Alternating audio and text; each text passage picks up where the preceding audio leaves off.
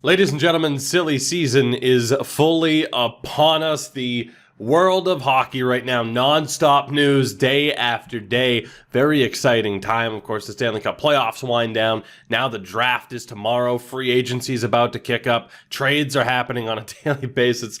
It's been fantastic. Speaking of the draft, before we get into this video, I do want to mention that tomorrow night, the NHL draft, 7 p.m. Eastern Time, I'll be live, twitch.tv/Tougie24, doing a watch along of the first round of the draft. A lot of places, a lot of people who will be doing something like this, but if you want to come watch the first round of the draft with me, feel free to do so tomorrow night. That said, a lot of things to talk about today. I did want to make a video, though, solely on the Minnesota Wild because it's been a weird time for Minnesota in the past little while. Now, Bill Guerin takes over, which, thank God, something had to give with Minnesota. You needed a change. And it's led to this point in time now where we look at some of the more recent moves that have happened for the Wild. And really, we start off with, signing Hunter Jones is a good move, but that happened before Guerin came in. Getting Kirill Kaprizov to put pen to paper. He's coming over to the NHL. He could very well be Artemi Panarin 2.0, which is fantastic for them. You also get Nick Bjugstad for absolutely nothing, a 7th round pick, I do believe, was the return, which, we could get into the stats for Bjugstad, but at the end of the day, it's a 7th round pick for Nick Bjugstad. You're winning that trade. It lets the Penguins get rid of somebody who, to be honest, has had a pretty tough time staying healthy. You can look at the contract if you want to, and there is a little bit retained here, half of it retained by Pittsburgh. Certainly $4 million for Pittsburgh is way too much. So a 7th round pick to take on half of the last year of his salary, that's a win-win. Now, the question will be whether or not Bjugstad can stay healthy. Time will tell. And then we get, of course, to the interesting move, Marcus Johansson for Eric Staal. And again, I still don't really like that deal for Minnesota. I know Eric Staal's older. He might be slowing down. But throughout this video and throughout the other video that I'm going to put out alongside of this where we talk about EA's top 10 defenseman ratings for NHL 21, I'm going to be going with a source here. Now, I want to shout out Jay Fresh. He is, again, JFresh Hockey on Twitter. Also, I recommend checking out jfresh.substack.com for some of the articles that he has put out. And as well, check him out on Patreon. And I want to give him credit. I subscribed to him on Patreon and I said, hey, do you mind if I use some of the graphics that you might not have put out there for free? And he said, oh, sure, go ahead if you want to attract the hate of some people. So, again, fair play to him. But you take a look at some of these deals, right? And I want to start off by mentioning Marcus Johansson, where, again, no matter what you do, if you look at the simple stats like goals, assists, points, plus, minus even, or if you look at this, there are going to be some people who say, no, don't look at those stats, look at these stats, the eye test, Tougie. There are always going to be people who disagree with you, right? But the point is here, when you take a look at something like this, now whether or not you really comprehend goals above replacement, wins above replacement, or whatever else, there are certain things you can understand. Star ratings are one of them, and cap hit versus market value is another. And picking up Marcus Johansson from Minnesota, for me, just does not make a ton of sense here, unfortunately. And just to make a quick cut there, so I'm not being like, hey, here's everything his Patreon has to offer.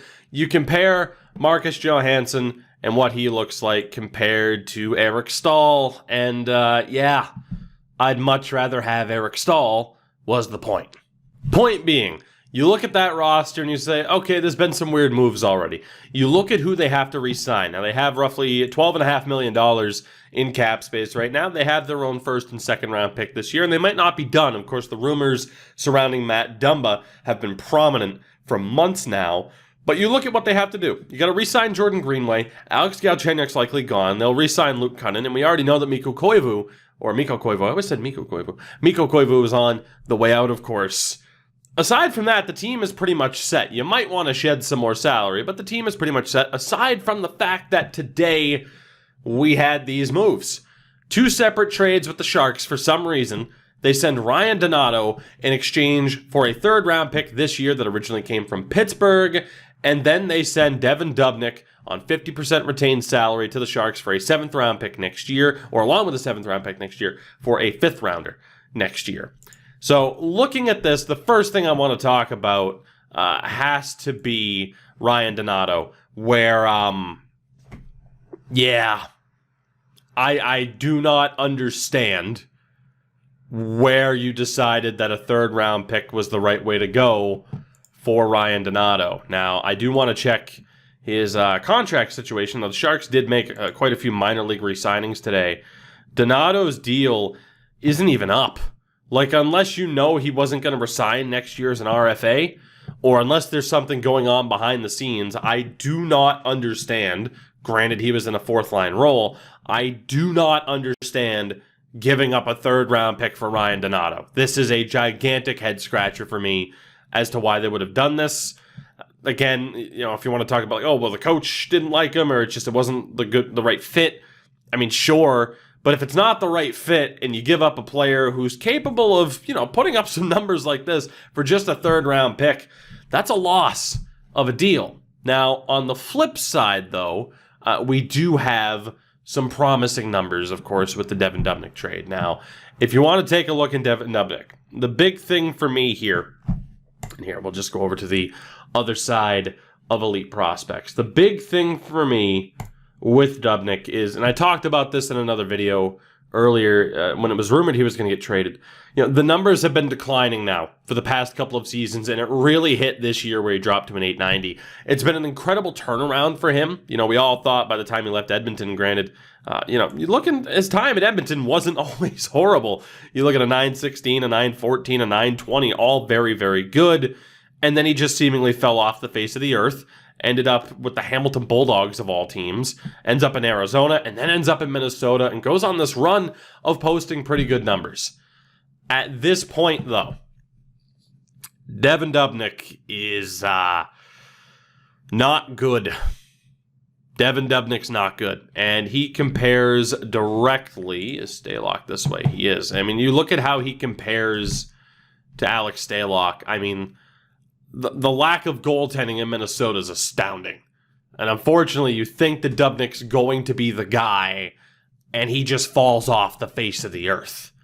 So it's interesting for Minnesota, where clearly you needed to do something. You needed to make some sort of change. And the good thing is, if there was ever a time to make a change in goaltending, this is the year, because as we know, there are quite a few. I can't find what the hell I'm looking for here. Let me just hit update. There we go. As we know, there are quite a few, decent goaltenders that are available on the market. Now, whether or not you'd be able to attract a Henrik Lundqvist, I don't know. But Braden Holtby, I mean, Corey Crawford's out there. Craig Anderson's out there. You could take a shot on Matt Murray. Jacob Markstrom. I'd be willing to throw a decent amount of money his way compared to what you had been dealing with. Thomas Greiss, Anton Khudobin. This is a decent year to say, you know what, let's cut ties with Dubnyk. Let's go out and find somebody else. So Bill Guerin's track record right now in Minnesota, for me, it's a little bit hit or miss. I like the idea of getting rid of Dubnyk. I hate the idea of getting rid of Ryan Donato. And certain Wild fans, again, there's certain like minutia around a team. You know, there's little storylines that, you know, not every fan base is going to know unless it's, you know, you're watching that team every day intently. What happened with Ryan Donato? Because from the outside perspective, I do not understand getting rid of him. I didn't really like when the Bruins got rid of him, to be honest. I mean, I don't mind Charlie Coyle, but I didn't really want the Bruins to get rid of Ryan Donato.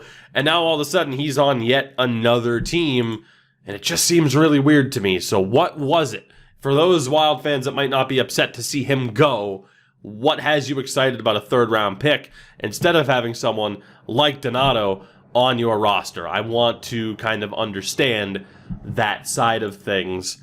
And on the flip side, we talk about San Jose. $9 million to work with. You have Tampa's first, so the last pick of the first round, Colorado's second. You have Kevin LeBanc to re-sign. Again, we don't know about Carlson, Nason, Thornton, Suomela. Herndell's deal is done. You now have Martin Jones and Devan Dubnyk as your goaltending tandem. Now, again, I give all the credit in the world to Jay Fresh. I love these things he's put together. Very happy to support him on Patreon. You look in Devan Dubnyk's numbers. Not good. You look at Martin Jones's numbers. It's a bad time right now if you're a Sharks fan. Now, obviously, there are some positives. Logan Couture might be an idiot, but he's really good on the ice. Locked up. Evander Kane, Timo Meier, like your core forwards are locked up. You have a shitload of money invested in 3 defensemen, but they claim that Erik Karlsson is 100% healthy for the first time as a member of the Sharks, which is nice. You gotta hope something changes. Now, look, yesterday we talked about top 10 goaltenders in EA NHL. And I talked about Carey Price. Now, again, anytime, because I have this up there, people just presume I hate Carey Price because I say he's not a top 3 goaltender anymore. That apparently equates to me saying Carey Price is bad. This is what Carey Price looks like. Carey Price is still a solid goalie. I'm sorry that the argument of him being a top 3 or a top 5 is beyond him at this point. That's the truth. You can't blame the defense. And I'll tell you this. Support JFresh on Patreon and look at these pages for the likes of Victor Mete, Brett Kulak, for Jeff Petrie and Shea Weber, who are both legitimate top pairing defensemen. That defense, maybe the team defense as a whole, isn't where it needs to be, even though Claude Julien's a defensive first head coach. But that defense, the excuse of the defense in front of him sucks, that's not good enough anymore, guys. That said, the point is, you look at what Carey Price still is compared to what San Jose has now in their lineup, and it's night and day. Like, again, it's not me saying, like, oh, Carey Price is horrible. And again, this isn't about Carey Price, but you look at someone like Carey Price, who, again, is still a really good goaltender. He's not the elite of the elite, but he's still a really good goaltender. And then you look at what San Jose has. What San Jose has now. I don't understand what the hell they're doing. So, all in all, for the Sharks, I really like the Ryan Donato pickup. I don't know how I feel about Dubnyk. I really, really don't. And for Minnesota, again, I don't like you getting rid of Donato, but it made sense to get rid of Dubnyk at the time. So, 2 of the more intriguing teams for me to watch in the entire league, San Jose and Minnesota, both because they have the potential to be an outright tire fire, and both because they still have the potential to do some very interesting things this offseason that could immediately get their team into a much more positive light and a much more positive situation heading into this next season. I could talk about this all day. I will hopefully see you guys in the other video that'll be up, again, talking about the top 10 defensemen in the NHL. It's going to be a doozy. If you've already watched that, hey, thank you. I'll be live on Twitch tonight soon. Thanks.